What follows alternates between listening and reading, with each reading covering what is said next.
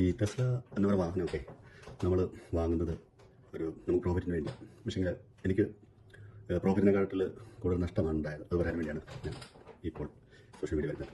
ഈ വൈ മോഡലിൽ ടെസ്ല വാങ്ങിച്ചപ്പോൾ ഒരു ഇൻഷുറൻസിൻ്റെ ആവശ്യം വന്നപ്പോൾ മറ്റുള്ള ഇൻഷുറൻസ് കമ്പനികളൊക്കെ ഞാൻ സമീപിച്ചപ്പോൾ ഒരു സാധാരണ വാഹനത്തിൻ്റെ 3 ഇരട്ടിയാണ് പറഞ്ഞിരിക്കുന്നത് പ്രീമിയം. അപ്പോൾ ഞങ്ങൾ എന്ത് വെച്ചാൽ ടെസ്ല ഇൻഷുറൻസിൽ തന്നെ അവരോട് വിളിച്ച് ചോദിച്ചു. ഓക്കെ, അവർ നമ്മളോട് ഇൻഷുറൻസ് എടുക്കാമെന്ന് പറഞ്ഞു. അപ്പോൾ മന്ത്ലി പേയ്മെൻറ്റാണ് അവരുടെ പോളിസി. നമ്മൾ സംഭവിച്ചു ആകാൻ $100 ഒരു മാസം എന്ന് പറഞ്ഞു. അത് വന്നതിന് ശേഷം അടുത്ത മാസം ഞങ്ങൾ ഒരു $250 ഞങ്ങൾക്ക് പ്രീമിയമായിട്ട് അവർ ചാർജ് ചെയ്തു. അപ്പോൾ അതിന് കാരണം എന്താണെന്ന് വെച്ച് കഴിഞ്ഞാൽ ഇത് പെട്രോളിൻ്റെ പൈസ വേണ്ടല്ലോ. അപ്പോൾ നമ്മൾ വാഹനം ഓടിച്ചു ഒരു 2000 മൈലിന് മേളിലായിട്ട് ഓടി.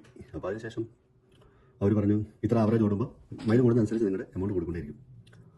ഓക്കെ, നമ്മൾ ഒന്നും ചെയ്യാൻ വേറെ വഴിയില്ലല്ലോ. അപ്പോൾ പോളിസി 250 അടച്ചു. ഒരു മാസം കൂടെ കഴിഞ്ഞപ്പോൾ അത് $300 അവർ ഉയർത്തിയിട്ടായി. ടെസ്ലയെ വിളിച്ച് ചോദിച്ചു ഇതെന്താണ് റീസൺ.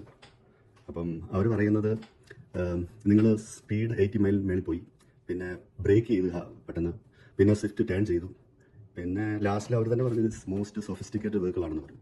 ഈ ഉണ്ടാക്കിയവർ തന്നെ പറയുന്നത് മോസ്റ്റ് സൊഫിസ്റ്റിക്കേറ്റഡ് വെഹിക്കിൾ എന്ന് പറയുമ്പോൾ മനസ്സിലാക്കാവുന്നേ ഉള്ളൂ. അപ്പം $300 വെച്ച് ഞാൻ ഒരു മാസം കൊടുക്കുന്നുണ്ട് ഇതിൻ്റെ ഇൻഷുറൻസ്. അപ്പം ഈ പൈസ മുഴുവൻ നമുക്ക് പെട്രോളിൽ അടിക്കുന്ന സേവ് ചെയ്യേണ്ട മണി മുഴുവൻ ഈ ഇൻഷുറൻസുകാർ കൊണ്ടുപോയി. അപ്പോൾ അതിനൊന്നും ബെനിഫിറ്റുമില്ല. അത് കഴിഞ്ഞാൽ പിന്നെ ഈ വാഹനത്തിൻ്റെ ഓട്ടോ പൈലറ്റ് സിസ്റ്റം നമ്മൾ പ്രൊവൈഡ് ചെയ്യണമെങ്കിൽ ആവറേജ് $150 വെച്ചൊരു മാസം ഈ കമ്പനിക്ക് നമ്മൾ പേ ചെയ്യണം.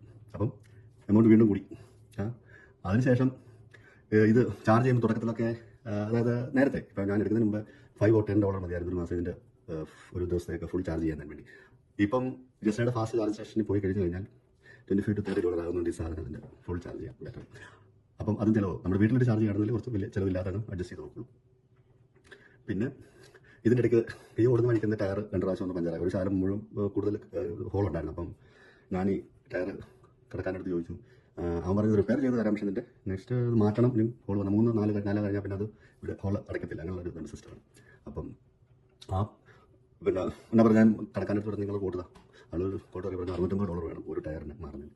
അപ്പോൾ ഈ $650-700 മുടക്കി മാറുന്നതിന് പിന്നെ പൈസ ആവും. ടോട്ടൽ $700 ആവും. ഈ $700 ഉണ്ടെങ്കിൽ ഒരു 4 ടയർ സാധാരണ വാക്കുകളുടെ മാറാൻ പറ്റും, പുതിയ ടയർ ഇടാൻ പറ്റും.